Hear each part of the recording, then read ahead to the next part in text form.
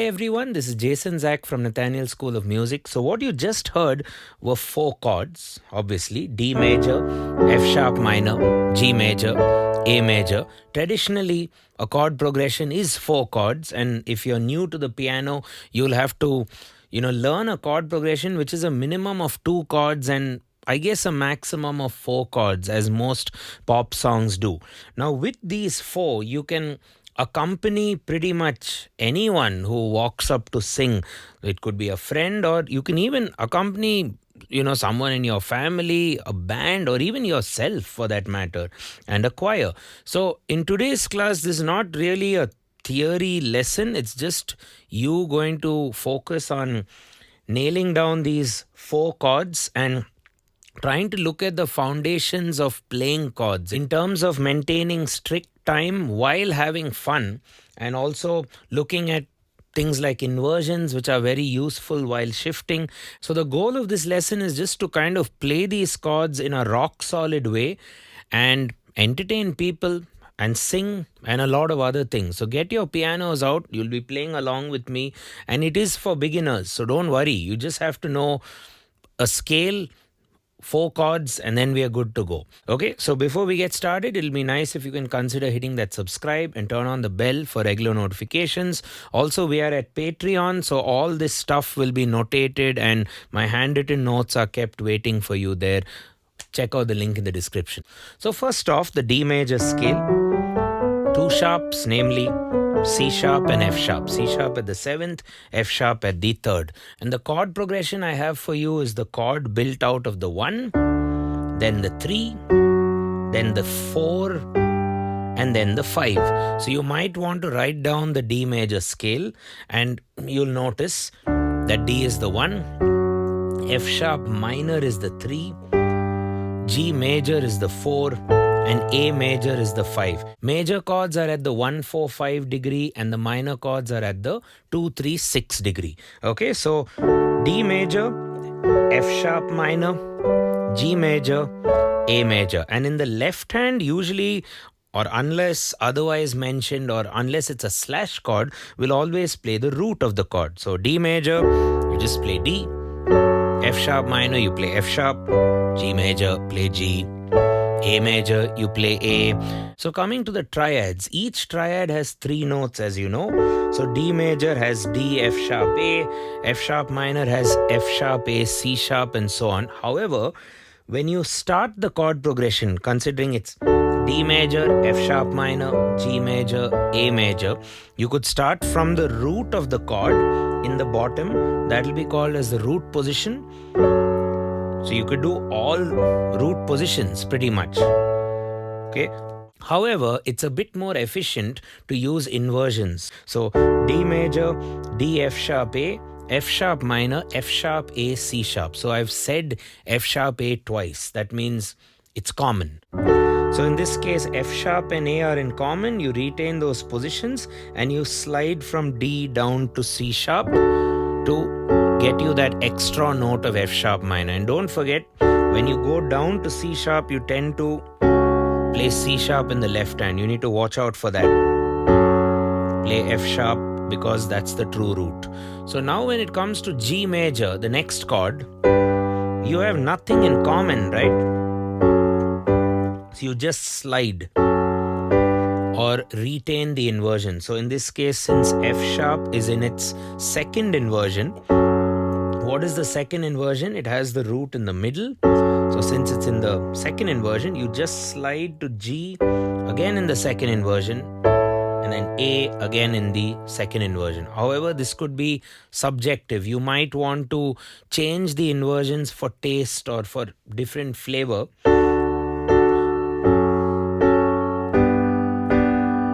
You might actually want that, but right now I'm showing you inversions for convenience. So you play D, F sharp, A, D major, F sharp minor, slide to G, slide up to A.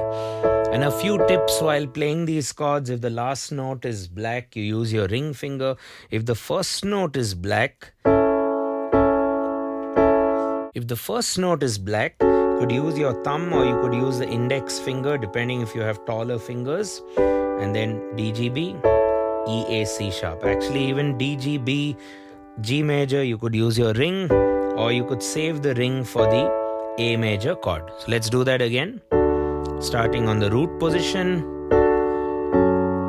F sharp minor, G major, A major.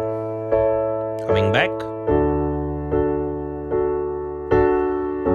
F sharp minor, G major, A major. Now don't stop there. We've started, or we just so happen to start from the root position of D. We can also start from the inversion. So start with the first inversion. What is that? F sharp A D, which you could play with your thumb like this, or with your index finger like this, depending if you have taller fingers. F sharp A D, F sharp A C sharp, G B D, A C sharp E. Same concept for inversions. You're playing F sharp A D, finding the common notes. Well, you've already found them earlier. It's F sharp A. So the only thing which needs to be shifted is drop the D down to C sharp. And then slide up all root positions now. Root positions have the root in the center. First inversions would have the root on the top, and then second inversions would have the root in the middle. Check out my notes, it will have all this clearly laid out. So then you start with the second inversion. Remember, you have 3 starting points. So A, D, F sharp, A, C sharp, F sharp, B, D, G, C sharp, E, A. Repeat. A, D, F sharp. Now A and F sharp are common, so you just slide the D down. F sharp minor. So from A, D, F sharp, which is D major, A and F sharp is in common, so you retain that, slide the D down to the C sharp and play the F sharp minor, root, B, D, G. Now the issue with newer piano players is you look at B, D, G here and think, oh, I have to play B in the bass. No, you have to play G in the bass. If you play B in the bass, it becomes a slash chord. So G major, and then A major, and repeat. So essentially there are 3 starting points where you'll have the root position leading up to the rest of the chords. Then you have the first inversion leading up to the rest of the chords, and then the second inversion.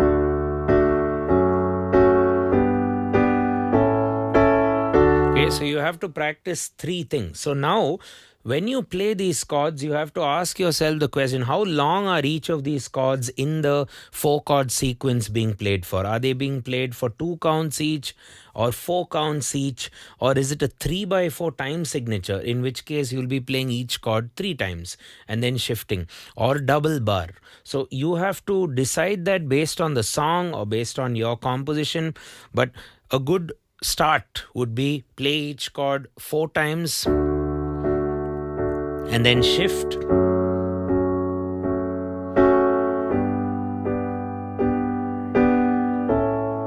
There we go.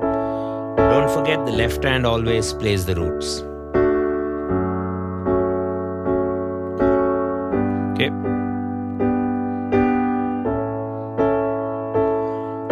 So the first thing would be play each chord 4 times. 2, 3, 4, shift. Shift, 2, 3, 4, shift. You can even play the chord twice. D, change. So within a bar, you have 2 chords. Okay, and of course practice all the different inversions or the different starting points. And there are some sort of non-negotiables when you're playing chords. Number 1, when you play this, especially when you're new to the piano, please hit all the 3 notes of the chord. Now that seems obvious. The chord has 3, you're hitting 3, but sometimes you tend to forget one. You might act like you're hitting 3, but see, this F sharp is not being played, or it's not being played all the time. See, sometimes you hit F sharp, sometimes you don't. So that's a non-negotiable. A chord has 3 notes. You know that. So hit all the three. So you might want to push your wrist a bit more and also use your ear so that it actually sounds like the triad. It shouldn't sound thin. If that'll be a good way of looking at it. And the other thing is, don't have any gaps between chords. You don't want to play it really fast and then have a gap and then go to the next chord and play that really fast. So you want to play ideally at the speed at which you're shifting from chord to chord. Okay, and the left hand always plays the root. I already mentioned that. So follow these things as you play, especially at the initial stages. So then when it gets to the creative stages, which I'm going to tell you next, you don't forget the foundation, or the foundations are set in stone. So the next upgrade is obviously going to be making it more musical. This is the whole point of the lesson. You have to sing over the chords. Now, what can you sing? I'll leave it to you. I don't have any fixed thing planned for this lecture because I've done a lot of other videos on accompaniment. Do check that out in the description. So the first thing is keep the piano going and start simple. Maybe sing one note. 2, 3, 4. Let's get it going. 2. La, la. Or maybe a new note. La, la,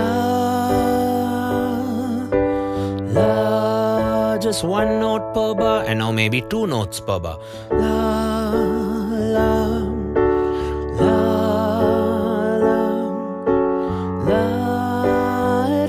Two unique ones perhaps. La, la, la, da, da.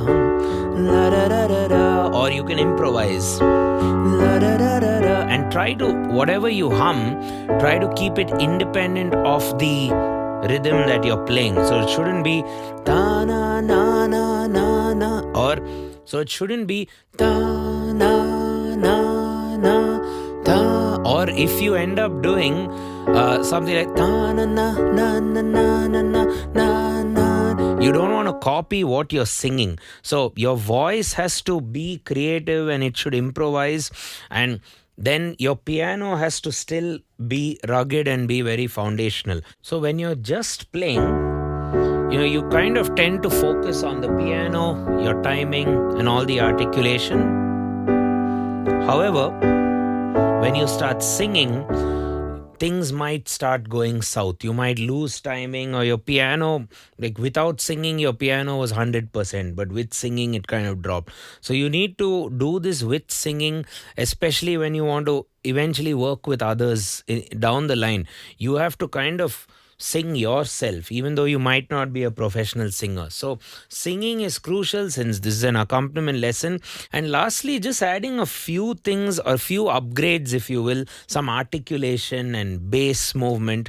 Basically, I have a couple of things. So first off, you can alternate or figure out a legato and staccato pattern, or what I would think 3 staccatos and 1 legato is a very good starting point for accompaniment because it emulates a drum kit.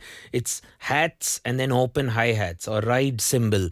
It's exactly what the drummer is aligned with. So 1, 2, 3, 4. So to make that more interesting, there we go. So you give it that contrast at the 4. 1, 2, 3, 4, 1. So that provides some interest for the accompaniment. Let's do that over the progression. So 3 staccatos and 1 legato. Okay. There we go. Now, the other thing we can do is toggle between your pedal and no pedal. Like the hi-hat player controls open and close hi-hat, you can also use your sustain pedal at the 4 and hold or cling on to the sound. And it adds an element of harmonic content to the sound. 2, 3, 4. Again, don't delay. So see if you can add the pedal at beat 4. It also kind of helps because you have to jump to the next chord, right? So you get that fluency. There we go. The other thing you can experiment, just like how you worked with your voice, you can try and be a bit more creative with your bass. Just adding a passing note. So 1, 2. Ba-da-dum. Ba-da-dum. Ba-da-dum. Ba-da-ba-dum. Okay, however, you just have to type passing bass in our YouTube channel and you'll get a lot of this kind of work. So I'll leave that to you. So in a nutshell, we've taken a chord progression: D major, F sharp minor, G major, A major, which is the 1, the 3 minor, the 4 major, and the 5.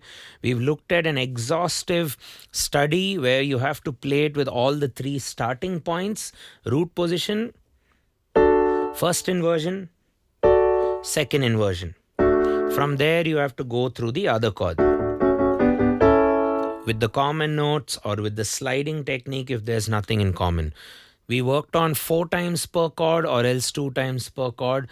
Then we looked at the bass playing the roots. Then we looked at some articulations, few things to make sure you do, like actually hit the 3 notes of the chord. And then some ornaments or articulation or some dynamics along the way. And one thing I have not yet mentioned is play with volume control as you go along. As you get more and more confident, something like you could go soft and then build it up. Small things like that will make it sound interesting, even though you're playing the same set of chords or the same chord progression. So that's pretty much what we've done. So I'd encourage you to practice this on D with your vocals as well. That'll be important. And the same exercise on D as well as B flat major with all the inversions have been notated for you and kept on our Patreon channel. Do consider being a supporter there. That support will help us continue doing what we do. And also, if possible, do consider giving the video a like, share the video around, leave us a comment with stuff you'd like to learn in the future. And if you'd like to do a regular semester at our school where the syllabus will be structured, curriculum will be organized, and you'll have weekly goals with assignments and so on, do consider filling up the form in the description or heading over to our website and chatting or having a conversation with one of our course advisors. Sure, I will catch you in the next one. Cheers.